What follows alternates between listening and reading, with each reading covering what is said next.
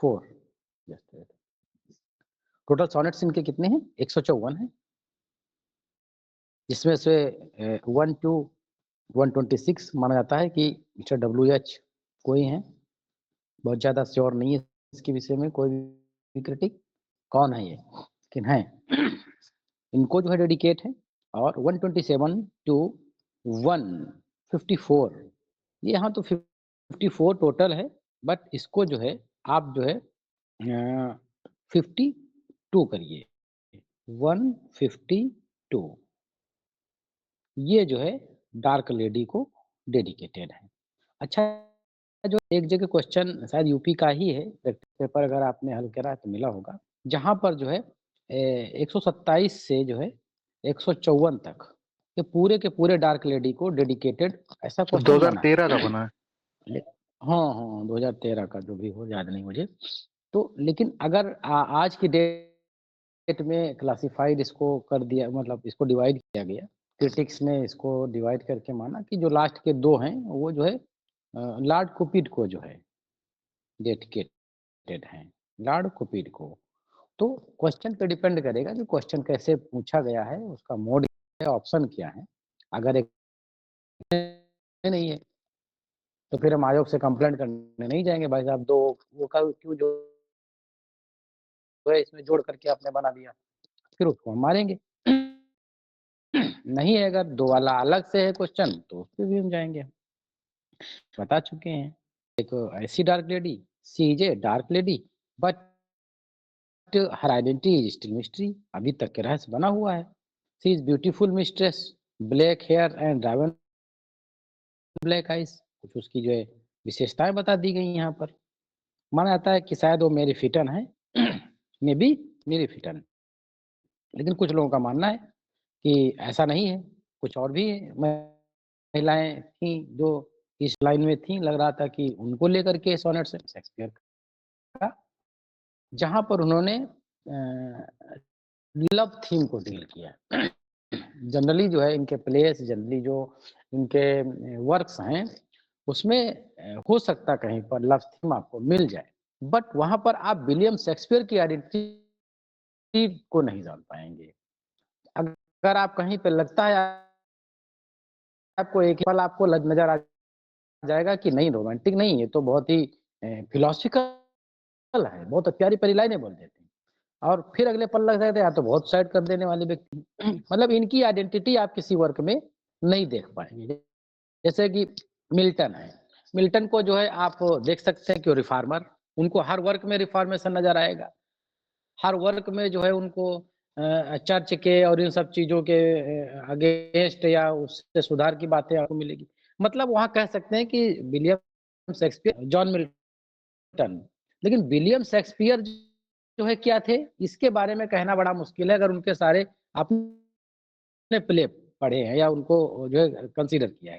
लेकिन सोनेट जब आप पढ़ना चालू करते हैं तब आपको लगने लगता है कि यस विलियम शेक्सपियर ये है, ये इनकी विलियम शेक्सपियर की रियलिटी हो सकती है। मैकबेथ में विलियम सोनेट में विलियम शेक्सपियर आएंगे। तो वही है, एलन फ्लेवर माना जाता है कि हो सकता है कि मेरी फिटर ना हो तो एलन फ्लेवर हो, ये इटली की थी। और एलन फ्लेवर भी नहीं होगी अगर तो ये लूसी मॉर्गन हो सकती हैं। लूसी मॉर्गन को ही जो है लूसी निग्रो के नाम से भी जाना जाता है। तो ये 2-3-4 नाम है, सिर्फ मेरी फिटन पे नहीं टिके रहना कि मेरी फिटन ही होंगी, जो पूछा सकता है कि एलन फ्लेवर भी हो सकती हैं, लूसी मॉर्गन भी हो सकती है, लूसी निग्रो भी हो सकती है। तो ये तो एक छोटा सा डिस्क्रिप्शन था सोनेट्स के विषय में। अब हम पढ़ते हैं आज का सोनेट। तो सोनेट कुछ हमने जो आप लोगों को नोटिस दी थी सिलेबस सबसे पहले जो हम लोग उसमें हमने लगभग जो है 10 या 12 सोनेट्स को हमने डील किया था, उनको कंसीडर किया था हमने, उनको हम एक एक को पढ़ेंगे। तो आज सिर्फ सोनेट नंबर 1 को हम पढ़ेंगे। तो फिर एक दिमाग यहाँ पर एग्जामिनर का जा सकता है कि शुरुआत तो हमें पता होनी चाहिए। दिख रही है स्क्रीन, हमारी आवाज क्लियर है, कोई दिक्कत तो नहीं जी? Both are clear sir. चलिए, सोनेट नंबर जो 1 है ये एक सोनेट है जिसको इस तरह से लिखा गया है जहाँ पर काफ़ी सुंदरता या ब्यूटीनेस को जो है दिखाया गया है और ये माना जाता है कि कोई एक फेयर यूथ है, उसकी सुंदरता को लेकर के यहाँ पर चीज़ों का वर्णन किया गया है। तो सोनेट को जो है it is believed that Shakespeare represent the young man great beauty. Generally जो ब्यूटी होता है, महिलाओं की होती है, लेकिन यहाँ पर यंग मैन को उन्होंने ब्यूटीफुल बता दिया एंड वर्च्यू और वर्चुअस भी है, whom admires एंड जिसको जो है काफ़ी जो है प्रशंसा किया और उसको सलाह भी बहुत सारी दी है इस जो है सोनेट में। The entity of the fair youth जो ये फेयर यूथ है has been the subject to much speculation but no identify the conclusion has been released. ऐसा कुछ निश्चित निर्णय इस पे मिल नहीं पाया कि आखिर है कौन? लेकिन कुछ क्रिटिक्स मानते हैं Henry Wriothesley, third earl of Hampton ये हो सकते हैं, जिनको वीनस एंड एडोनिस और रैप ऑफ लुक्रीज भी इन्होंने डेडिकेट किया है। और दूसरे जो है William Herbert, third earl of Pembroke, ये भी इनके जो लिटरेरी करियर है उससे इनका मैच देखने को मिलता है। ये है हमारा text, original text sonnet number 1 का। स्टार्टिंग इसकी कहाँ से होती है? From fairest creature. Fairest creature किसको बताया है? फेयर यूथ को बताया है। यहाँ पर टाइम को जो है पर्सोनिफाइड किया गया है, लिया गया है। Making a famine where the abundance लाइस।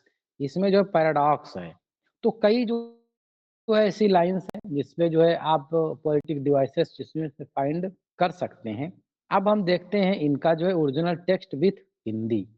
जो भी साथी अब तक के हमारे इस विनर टीजीटी बैच में जुड़े रहे हैं, जिनका अच्छा सपोर्ट रहा है हमारे इस प्लेटफ़ॉर्म को यहाँ तक पहुँचने में, उन सभी का आभार। और कई आप में से सपोर्ट हम फाइनेंशियली अभी तत्काल नहीं कर पाएँगे और हम 2, 4, 6, 10 दिन में आपको जो कंट्रीब्यूशन आपका है और जो भी आपने फीस बताई है वो हम दे देंगे और वो बढ़ रहे हैं। और हमारा जो है ये लगभग बैच का जो फर्स्ट सेगमेंट था लर्निंग, 2 सेगमेंट में हमारा बैच था। एक तो जो है लर्निंग और दूसरा जो बैच था हमारा वो प्रैक्टिस था। तो लर्निंग जो है हमारा लगभग खत्म हो रहा है। प्रैक्टिस जो है लगभग हमारा 1 हफ्ते 10 दिन में जो है स्टार्ट हो जाएगा।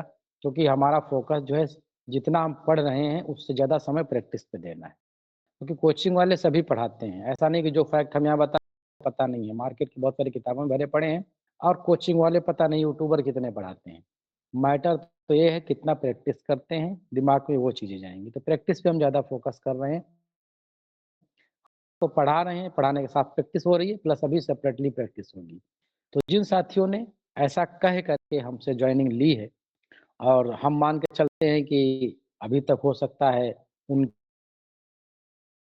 कंट्रीब्यूट करने की व्यवस्था न बनी हो, ईश्वर ने उनको उतने लायक न बनाया हो, तो उन्होंने कहा था कंट्रीब्यूशन करेंगे, ताकि हमारा कंट्रीब्यूशन कर दें, ताकि हमारी टाइपिंग वाइपिंग का भी जो खर्चा आता है वो भी निकल जाए। और दूसरा अगर कर देंगे, तो अगर आपने जो है 90 नंबर की तैयारी करी है, हमारी दुआएँ आ जाएँगी, 3 से जो है 5 नंबर और बढ़ जाएँगे, 95 हो जाएँगे। 95 की अगर तैयारी करी है, तो आप 100 क्रॉस कर जाएँगे। जितने की भी तैयारी करी है, हमारे उसमें जो है मेहनत को और हमारी दुआओं को जोड़ देंगे, 2-4 क्वेश्चन फ़ायदे में रहेंगे। बाकी दुआएँ तो हमारी सबके साथ में है ही हैं, पेमेंट कोई करे हमको, चाहे ना करे, लेकिन संभव हो तो कर ज़रूर दें क्योंकि आप देख रहे हैं मेहनत करी जाती है और मार्केट से चीज़ें जो है ऐसे नहीं आती हैं। संभव हो तो कर दें, अगर नहीं कर पा रहे हैं, शुभकामनाएँ, पढ़ते रहें, सलेक्शन लें, जो साथी हैं उन्हीं को हम ऐड करेंगे।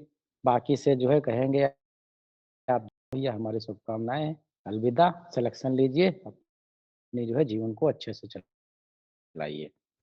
सर ग्रुप ठीक है? में क्यूआर कोड सेंड कर देना प्लीज सर। चलिए ठीक है, सेंड कर देंगे। देखते हैं आज का जो है ये सोनेट। इसमें जो है विलियम शेक्सपियर एक फेयर यूथ है ओ सॉरी, जो किंग थे, किंग जेम्स, उस समय का ज़्यादा कुछ कनेक्शन इनका रहा, तो उस समय के कई जो पार्टोनर्स थे इनके, का कनेक्शन अच्छा खासा रहा, तो कई क्रिटिक्स मानते हैं कि जो है ये इन्हीं को लेकर के कुछ सोनेट से लिखे हैं, और उसमें कहते हैं कि कोई थी है और बढ़िया है, और शायद उसके फैमिली वाले चाहते हैं कि वो शादी कर ले और जो है आगे का जीवन बिताए, लेकिन वो जो है इस फील्ड में आगे बढ़ना नहीं चाह रहा है। तो विलियम शेक्सपियर को ज़िम्मेदारी दी गई थी कि यार कम से कम उसको समझाओ, बताओ। उससे बात कर रहे हैं, फेयर यूथ को नाम यहाँ पर उन्होंने दिया है। From fairest creature we desires increase, सबसे सुंदर व्यक्ति हो तुम, और हम जो है चाहते हैं कि तुम्हारी जो सुंदरता है ये बढ़ती रहे। मतलब यहाँ की जो लिविंग इसका है, टाइम है, वो और ज़्यादा दिन तक रहे। That's thereby beauty's rose might never die, ताकि सुंदरता, जो तुम्हारी सुंदरता का एक गुलाब है, कभी मुरझाए ना। तुम बहुत सुंदर हो, और तुम्हारी जो सुंदरता है, हम चाहते हैं कि इस जो है पृथ्वी पर काफ़ी लंबी तक रहे। और कब तक लंबी रहेगी? तुम तो कुछ दिन के बाद चले जाओगे दुनिया से ना, तो जब तुम चले जाओगे तब क्या होगा? हम तो चाहते हैं कि सुंदरता जो है काफ़ी दिन तक रहे। अच्छा, जो लाइन्स है यहाँ की, आपको कन्फ्यूज़ कर सकती हैं ट्वेल्थ नाइट से। ट्वेल्थ नाइट में जो सिजेरियो मिलता है जाके, जो वायला है डिस्गाइज़ में सिजेरियो में, ओलिविया से। ओलिविया भी बहुत सुंदर है वहाँ पर, और वो शादी करने के लिए नहीं तैयार है। तो वहाँ पर सिजेरियो जो है बोलता है यही प्यारी लाइन, कुछ ऐसा ही आपको एटमॉस्फियर या मूड देखने को मिल जाएगा कि तुम तो बहुत सुंदर हो। तुम क्या नहीं चाहोगे कि जो है इस दुनिया को एक तुम अपनी सुंदरता की कॉपी दे करके जाओ? और तुम नहीं चाहोगे कि तुम्हारे जाने के बाद क्या दुनिया में कोई सुंदरता का कोई प्रतीक ही न रहे? ऐसी ही सेम स्थिति जो है यहाँ पर आपको इस सोनेट में दिख रही है, सोनेट नंबर 1 में। तो अगर ऐसी चीज़ें लाइन आती है तो थोड़ा कन्फ्यूज़न, और यहाँ पर जो है विलियम शेक्सपियर का डायरेक्ट फेसबुक के साथ कन्वर्सेशन दिया गया है। आगे की लाइन है, line number 3, but as the riper should by time decease, जैसा कि जानते हो कि हर व्यक्ति जो है परिपक्व होगा, और ये जो समय है ये जो उसे नष्ट कर देगा। समय के साथ में हर व्यक्ति जो है इस दुनिया से अलविदा ले लेगा, चला जाएगा। His tender heir might wear his memory, लेकिन ऐसा नहीं है, उसका कोई भी एक कोमल उत्तराधिकारी होगा जो उसकी जगह लेगा और इस दुनिया में उसके अस्तित्व को जो है कायम रखेगा। बट दाउ कॉन्ट्रैक्टेड दाइन और ब्राइट आईज, लेकिन तुम तो बिल्कुल अलग हो, परंतु तुम जो है यहाँ तक के बड़ी अपनी आप को सीमाओं में बांधे हुए हो। तुम तो नहीं लगता कि ऐसा कुछ आगे होगा तुम्हारे साथ में। फीट्स दाई, हमें तो ऐसा लगता है कि तुम जो अपनी अलौकिकता है, जो तुम्हारा जो है जो तुम्हारी उपस्थिति है इस पूरे पृथ्वी पर, उसको तुम कुछ नहीं कर रहे हो। उसको कैसे कुछ पोषण दो, उसको भी कुछ लेकर के दुनिया में ऐसी चीज़ों को आएँ, उसके बारे में भी कुछ सोचो। Making famines where the abundance lies, तुम तो जो बिल्कुल अकाल पैदा किए हो, तुम तो बहुत ही कम कम चीज़ों को सोचते हो जहाँ पर बहुत ज़्यादा प्रचुरता है। तुम्हारे पास तो सुंदरता इतनी है, और तुम सोचते हो कि तुम्हारे जाने के बाद दुनिया में तो कुछ होगा ही नहीं। ये तो बिल्कुल तुम्हारी सोच का अकाल है। दाई thyself, thy foe, to thy sweet self too cruel। तुम तो खुद के ही शत्रु बने हुए हो। तुम अपने अस्तित्व को ही मिटा देना चाहते हो, और हम चाहते हैं कि इस दुनिया में तुम्हारी एक प्रतिमूर्ति जो है कोई ना कोई बनी रहे। Thou that art now the world's fresh ornament, तुम तो इस दुनिया की जो है बिल्कुल एक ताजा, एक गहने समान हो।